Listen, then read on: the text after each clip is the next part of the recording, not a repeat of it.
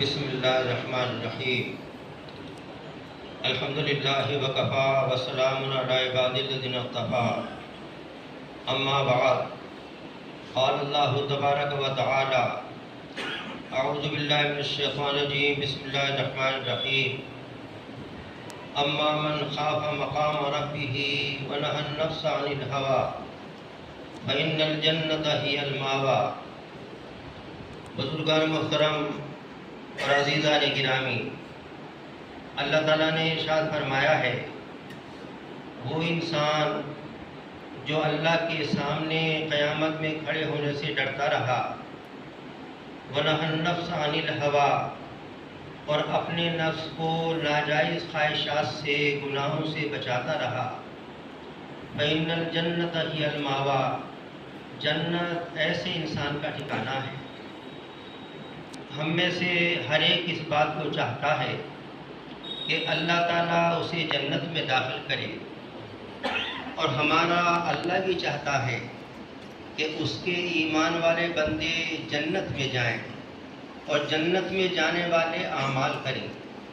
اللہ تعالیٰ ارشاد فرماتا، سارعوا الی مغفرۃ من ربکم وجنۃ عرضها السماوات والارض اعدت للمتقین۔ اے لوگو، چلو، دوڑو، اللہ کی مغفرت کی طرف دوڑو۔ تم گنہگار ہو تو اللہ سے معافی مانگو اور دیر مت کرو، دوڑو، جلدی کرو، جلدی توبہ کرو۔ موت کا کچھ پتہ نہیں کس وقت آ جائے، تو مغفرت کی طرف دوڑو اور جلدی کرو، اللہ سے معافی مانگو۔ وہ جنت، اور اس جنت کی طرف دوڑو، چلو، کہ جس کی چوڑائی آسمانوں زمینوں کے برابر ہوگی۔ اس کو متقیوں کے لیے تیار کیا گیا ہے۔ جو تقوی والے ہوں گے اللہ انہیں جنت دے گا۔ تو ہمارا رب بھی ہمیں حکم دیتا ہے، تم جنت کو حاصل کرنے والے کام کرو، جنت کی طرف دوڑو۔ اور اللہ تعالیٰ فرماتا ہے، فمن زحزح عن النار وادخل الجنہ فقد فاز۔ جو جہنم سے بچا دیا گیا، جنت میں داخل کر دیا گیا، فقط فاز، یقیناً کامیاب ہو گیا، وہ انسان کامیاب ہو گیا۔ ہم میں سے ہر ایک چاہتا ہے کامیابی وہ حاصل کرے۔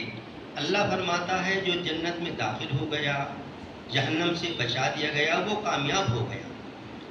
تو اللہ تعالیٰ نے اس خوش قسمت انسان کے لیے کہ جس کے اندر یہ صفت ہو کہ ہر وقت وہ اللہ کا دھیان رکھتا ہو، اللہ کا استحضار رکھتا ہو، اور کبھی بھی اس کے ذہن میں شیطان نے یہ بات ڈالی فلاں گناہ کر لے، گناہ کی طرح اس کو رغبت دلائی، راغب کیا، فوراً اللہ کا دھیان اس کے سامنے آ جائے، فوراً یہ سوچ لے کہ میرا رب مجھے دیکھ رہا ہے اور میں اپنے رب کے سامنے ہوں، اور میں نے اگر میں تنہائی میں صحیح، لیکن میرا اللہ تو مجھے دیکھ رہا ہے، میرا رب تو مجھے دیکھ رہا ہے۔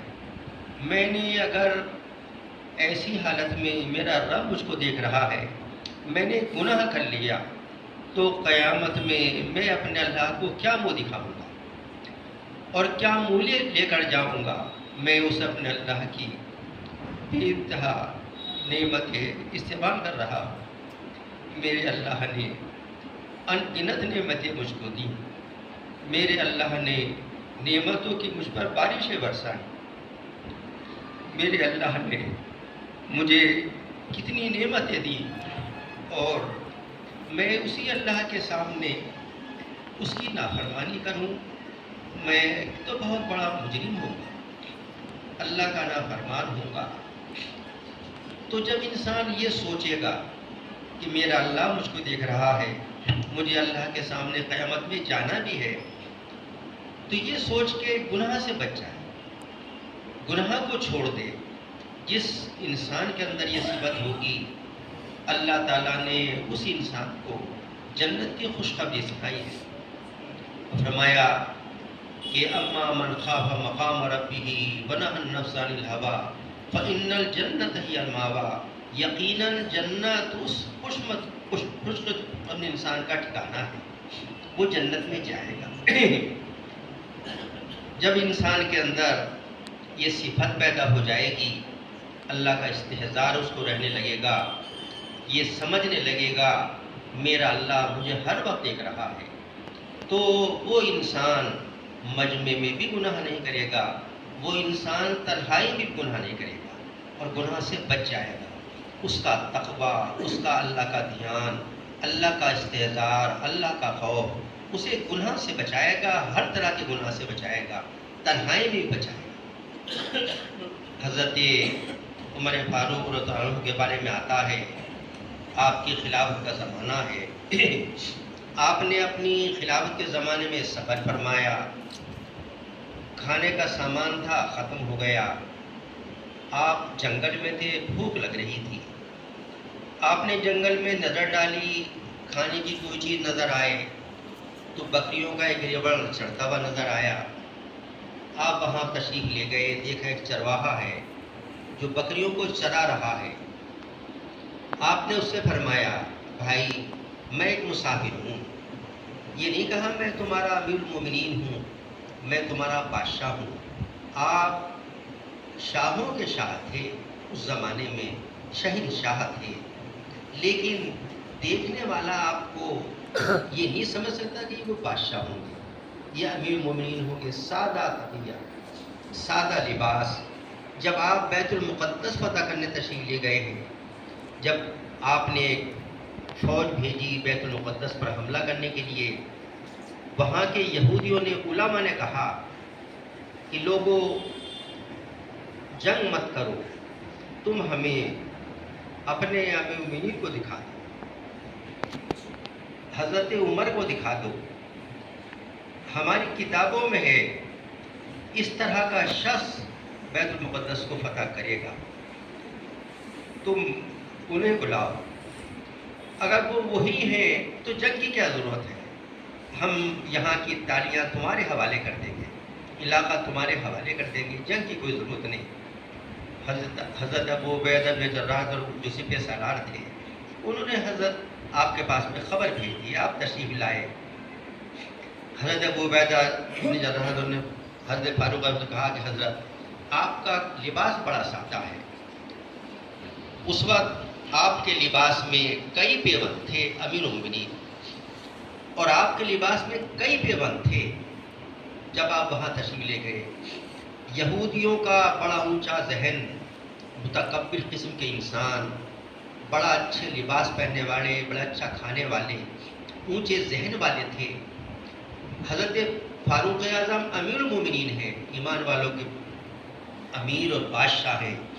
حضرت ابو عبیدہ بن جراح نے جب دیکھا ہمارے امیر المومنین ایسا لباس پہنے ہوئے کہ پیوند لگے ہوئے اس میں، یہ ان کے سامنے جائیں گے تو ان کے دلوں میں قدر نہ ہوگی، تو ایک لباس تیار کیا تھا پہلے سے، حاضر خدمت ہوئے، کہا حضرت درخواست ہے اس لباس کو پہن لیجئے، اپنا پہلا اتار دیجیے، جس میں پیوند لگے ہوئے ہیں، یہ لوگ بڑے اونچے ذہن والے متکبر ہیں، آپ کو اس حالت میں دیکھیں گے تو ناقدری ہو جائے۔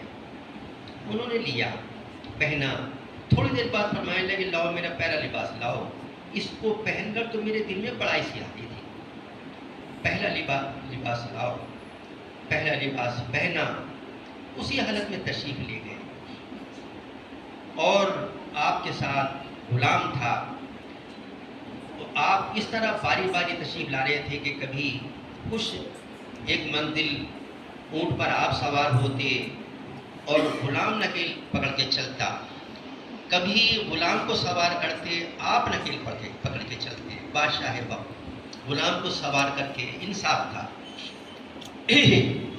جب بیت المقدس کے قریب پہنچے تو دیکھا کہ اونٹ کے اوپر تو وہ ایک سوار ہے، دوسرا جو جس کی علامتیں ان کی کتابوں میں نہ تھیں، وہ اپنی کتابوں کو پڑھ رہے تھے اور دیکھ رہے تھے۔ پھر کسی نے کہا ارے اس کو مت دیکھو جو کم اونٹ کے اوپر سوار ہے، اسے دیکھو جو نکیل پکڑے ہوئے ہیں۔ دیکھا تو وہی علامتیں سب تھیں جو بیت المقدس کی فاتح کی تھیں، اور انہوں نے کہا جنگ کی ضرورت نہیں اور یہ پورا علاقہ تمہارے حوالے ہے، حضرت فاروق اعظم ہے، سادہ طبیعت، اس سے فرما رہے ہیں میں ایک مسافر انسان ہوں اور مجھے بھوک لگ رہی ہے، سامان ختم ہو گیا، تم مجھے بکریوں کا دودھ دے دو، قیمت مجھ سے لے لو۔ اس نے کہا صاحب میں مجبور ہوں، آپ کو بکریوں کا دودھ نہیں دے سکتا، اس لیے کہ مجبوری میرے سامنے یہ ہے کہ میں ان بکریوں کا مالک نہیں ہوں، ان بکریوں کا مالک اور ہے، اس نے مجھے ان بکریوں کے دودھ کے نہ بیچنے کی اجازت دی، نہ ہدیتاً دینے کی اجازت دی، اس لیے میں اس کی مرضی کے خلاف آپ کو نہ بیچ سکتا ہوں دودھ، نہ ہدیے کے طور سے دے سکتا ہوں، میں معذور ہوں، مجبور ہوں۔ آپ اس چرواہے کی بات جنگل میں سن رہے ہیں، تقوی والی، فتوے والی، شریعت کا کتنا خیال کر رہا ہے چرواہا۔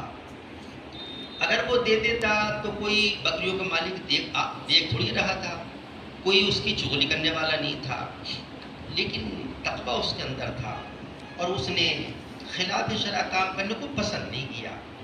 حضرت فاروق اعظم نے بات سنی، سوچا اس کے تقوی کے بارے میں اور اندازہ لگاؤں، کتنا تقوی والا ہے۔ آپ نے فرمایا بھائی میں تمہیں ایک رائے دیتا ہوں، ایک مشورہ دیتا ہوں، اس پر تم عمل کر لو تو تمہارا بھی فائدہ ہو جائے گا، میرا بھی فائدہ ہو جائے گا۔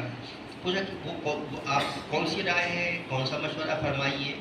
کہا ایسا کر لو، ایک ہی بکری میرے ہاتھ فروخت کر دو، مجھے بیچ دو، تو میرا فائدہ اس میں یہ ہو جائے گا کہ میں اپنے ساتھ سفر میں اسے رکھوں گا، جب بھوک لگے گی دودھ استعمال کر لوں گا۔ تمہارا فائدہ یہ ہو جائے گا ایک بکری کی قیمت تمہیں میں دے دوں گا، تمہیں ایک بکری کی قیمت مل جائے گی۔ رہی بات اس کی کہ ان کا مالک تم سے یوں پوچھے کہ ایک بکری کم کیسے ہوئے ریوڑ میں سے، تو اس سے یہ کہہ دینا کہ بھیڑیا آیا تھا، پھاڑ کے چلا گیا، جنگل میں سب کو ہوتا ہی رہتا تھا، اسے یقین آ جائے گا اور وہ یہاں تمہیں دیکھ نہیں رہا۔ جب آپ نے فرمایا کہ تمہیں وہ یہاں دیکھ نہیں رہا تو اس متقی چرواہے کی زبان سے برجستہ یہ نکلا، یا ھذا فاعل اللہ، یا ھذا فاعل اللہ، یا ھذا فاعل اللہ۔ صاحب یہ تو صحیح ہے کہ ان کا مالک انہیں نہیں دیکھ رہا، مجھے نہیں دیکھ رہا، لیکن یہ بتائیے اللہ کہاں چلا جائے گا؟ اللہ تو دیکھ ہی رہا ہے، میں آپ کے مشورے پر عمل کرنے کے لیے تیار نہیں ہوں۔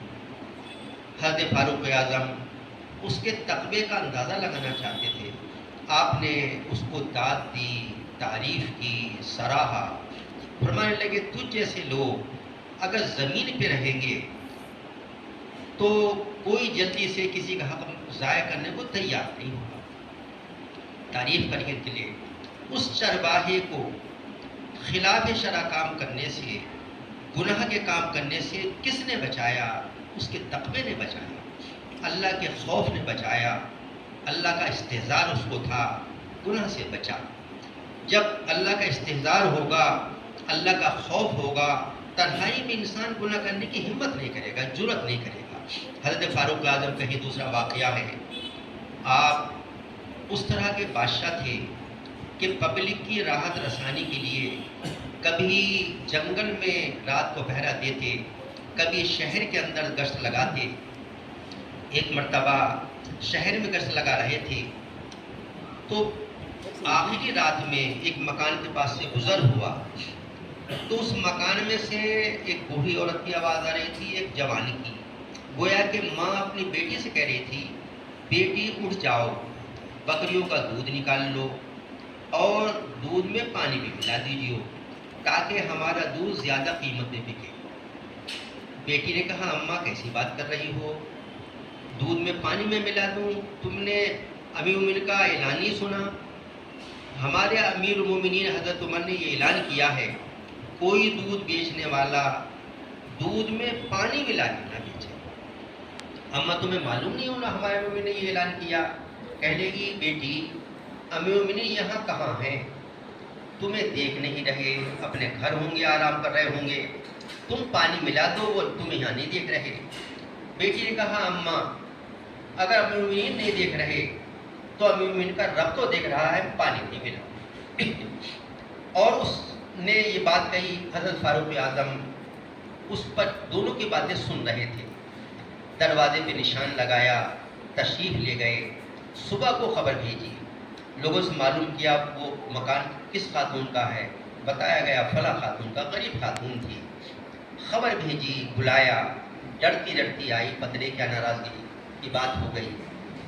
آپ نے فرمایا تمہاری کوئی بیٹی ہے؟ کہاں حضرت بیٹی ہے، کیا تم میرے بیٹے سے اس کا نکاح کر دو گی؟